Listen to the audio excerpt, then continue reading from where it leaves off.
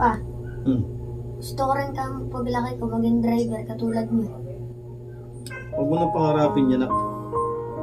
Alam mo, nung bata ako, ganyan din naman yung pangarap ko. Pero yung pagiging driver, oo, masarap. Malalaki yung mga truck na hawak mo. Malalayo yung mga napupuntahan mo na lugar. Lahat ng nakikita mo sa libro. Pero alam mo yung totoo, napakabigat ng responsibilidad ng pagiging driver. Unang-una, yung buhay mo, yung kaligtasan mo, nakataya dyan. Pangalawa, yung kain mo wala sa oras. Wala kang magandang tulog. Laging ang puyat.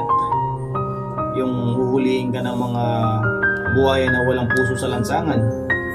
Kakainin na lang pamilya mo, mapupunta pa sa pambayad at pagtubos ng lisensya mo.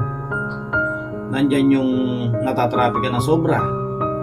Nandyan yung hindi mo sigurado kung makakauwi ka pa ng ligtas sa iyong pamilya.